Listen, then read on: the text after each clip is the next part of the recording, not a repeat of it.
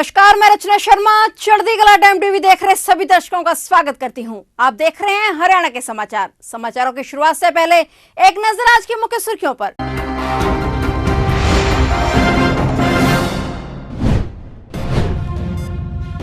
शिक्षा मंत्री ने नई बसों को हरी झंडी दिखाकर किया रवाना। छात्रों के साथ साथ अन्य वर्गों को भी मिलेगी राहत। जल्द ही हिसार एयरपोर्ट से देश के कई शहरों के लिए पैसेंजर भर सकेंगे उड़ान। हिसार एविएशन हब को एक विजन के तहत तैयार कर रही राज्य सरकार। एंटी करप्शन ब्यूरो की भ्रष्ट पुलिस कर्मियों के खिलाफ तीसरी बड़ी कार्रवाई। खेड़ी लखा सिंह चौकी प्रभारी 8,000 रुपए की रिश्वत लेते रंगे हाथों गिरफ्तार।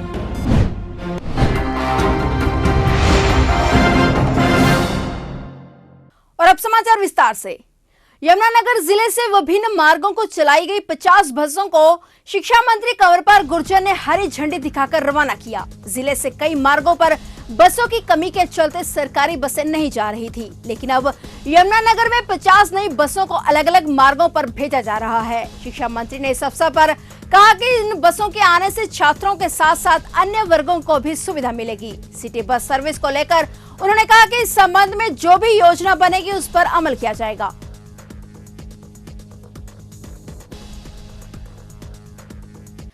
राज्य सरकार हिसार एविएशन हब को एक विजन के तहत तैयार कर रही है। हिसार एयरपोर्ट को यात्रियों की सुविधा के साथ साथ इंडस्ट्रियल और कार्गो हब के रूप में भी विकसित किया जाएगा। सरकार जल्द ही हिसार एयरपोर्ट से रीजनल कनेक्टिविटी बढ़ाने के लिए जम्मू, अमृतसर, जयपुर, देहरादून, कुल्लू, शिमला, धर्मशाला, चंडीगढ़ तक उड़ान भरने की तैयारी में है। यह जानकारी हरियाणा के उप मुख्यमंत्री दुष्यंत चौटाला ने चंडीगढ़ में आयोजित एक कार्यक्रम में दी। डिप्टी सीएम दुष्यंत चौटाला ने कहा कि हरियाणा सरकार ड्रोन एविएशन सेक्टर में नई इंडस्ट्री को बढ़ावा देने के लिए प्राथमिकता से काम कर रही है और इसके लिए बजट में भी प्रावधान किया गया है। उन्होंने कहा कि इस क्षेत्र से भारत और हरियाणा की तरक्की के लिए बहुत सुनहरे अवसर हैं और इसमें युवा शक्ति विकास को नए आयाम दे सकती है।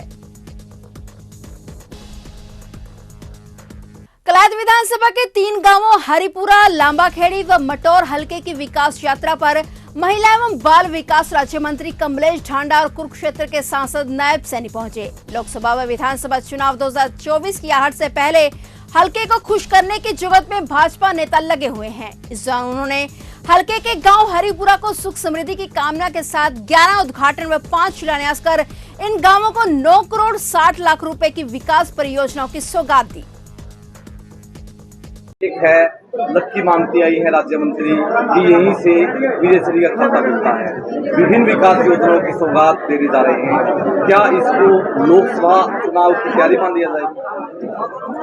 देखिए, सबसे पहले तो मैं आज मेरा और एमपी साहब का 4 गांव में जो विकास कार्य हुए हैं उनका आज उद्घाटन है और शिलान्यास है, जिसकी लागत 9 करोड़ 60 लाख रुपए है और जिसमें 11 परियोजनाओं का तो उद्घाटन है और 5 परियोजना का शिलान्यास है। तो आज हम शाम तक इकट्ठे एमपी साहब के और में भी उनका उद्घाटन और शिलान्यास करेंगे। और जो बात कही आपने आज हरिपुरा की, हरिपुरा गांव एक बहुत ही, मैं कहूँगी, लक्की गांव है और ये 1 नंबर बूथ और 2 बूथ इस गांव में हैं।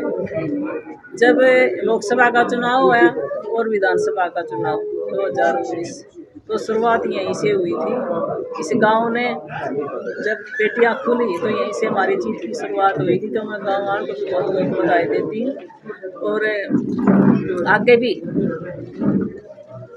पूरा प्रयास। अब चुनाव आगे आप करें भी तैयारी तो है, तैयारी तो हम हर टाइम ही रखते हैं और तैयारी है, तो चुनाव की तैयारी है। और आज तो हम खुद आए तो शिलान्यास के उसमें तो तैयारी साथ में है, तो गांव की तरफ से मैं पूरा सहयोग मिला। यमुनानगर में एंटी करप्शन ब्यूरो टीम की मार्च महीने में भ्रष्ट कर्मचारियों और पुलिस कर्मियों के खिलाफ तीसरी बड़ी कार्रवाई सामने आई है। टीम ने खेड़ी लखा सिंह चौकी प्रभारी कमल राणा को 8,000 रुपए की रिश्वत लेते रंगे हाथों गिरफ्तार किया है। गाड़ी की खरीद फरोख्त मामले में निपटारे के लिए यह रिश्वत मांगी गई थी। आरोपी चौकी इंचार्ज पहले 2,000 ले चुका था और आज 8,000 के साथ उसे रंगे हाथों काबू किया गया। फिलहाल आरोपी को कोर्ट में पेश कर आगामी कार्रवाई अमल में लाई जाएगी। आपको बता दें कि हाल ही में 2 पुलिसकर्मी रिश्वतखोरी के मामले में जेल की हवा खा चुके हैं और वहीं इसके अलावा डीएसएससी के भी 2 अधिकारी इसी महीने एंटी करप्शन ब्यूरो टीम के हत्थे चढ़े थे।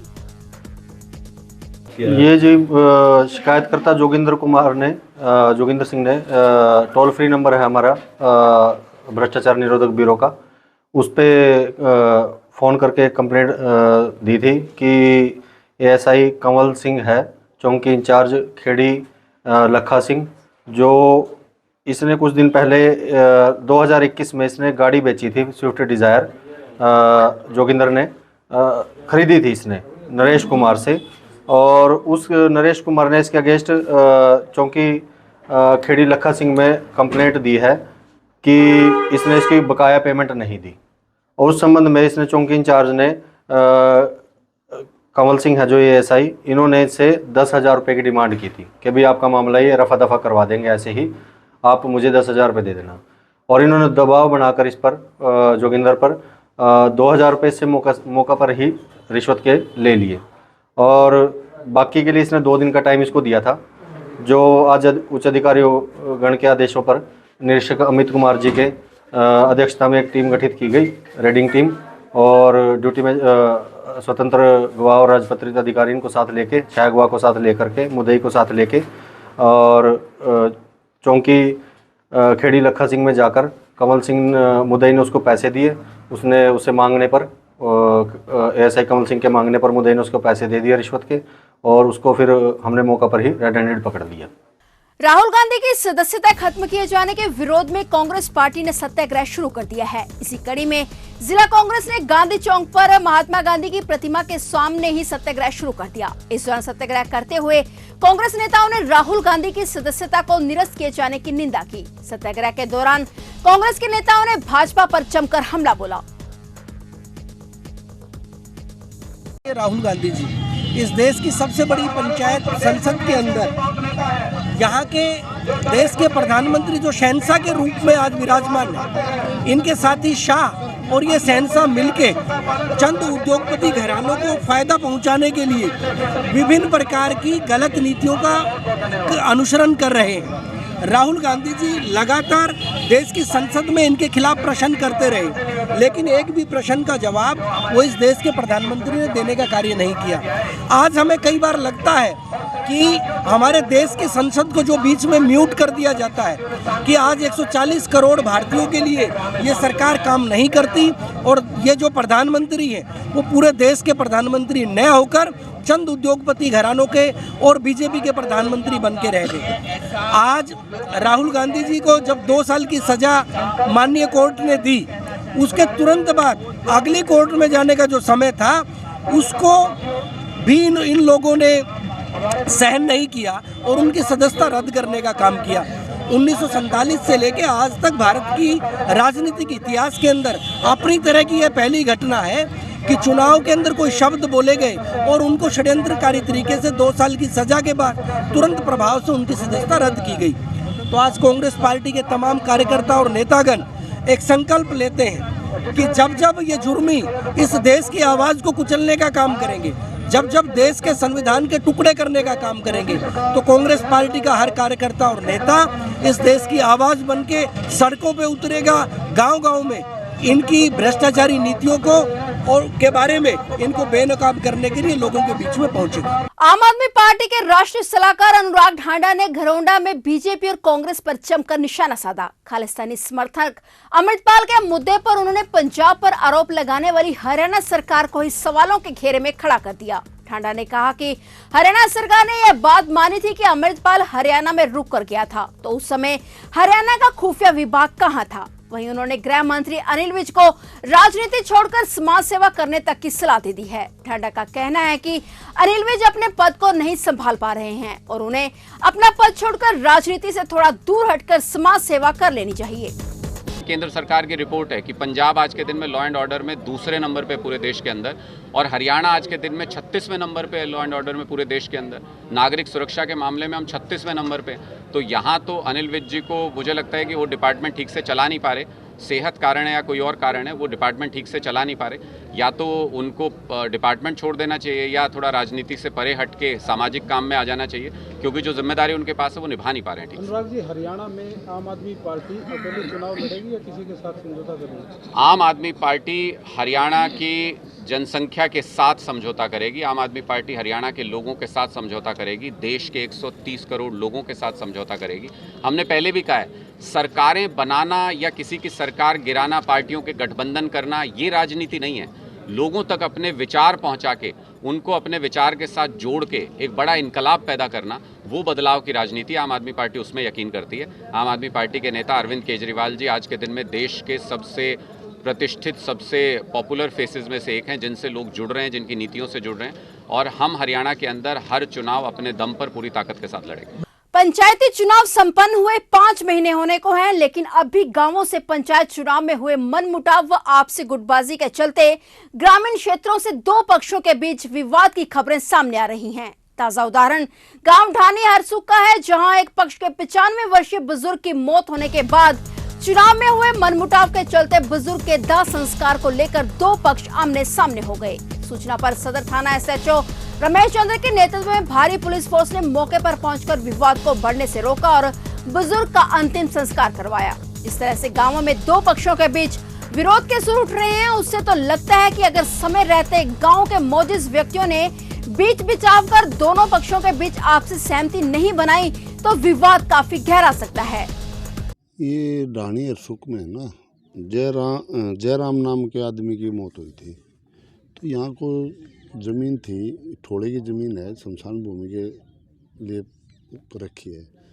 वो चाह रहे थे भाई हमारा जो मौत हुई है इसका दाह संस्कार हम अपनी जो समलात भूमि है थोड़े की वहाँ करें।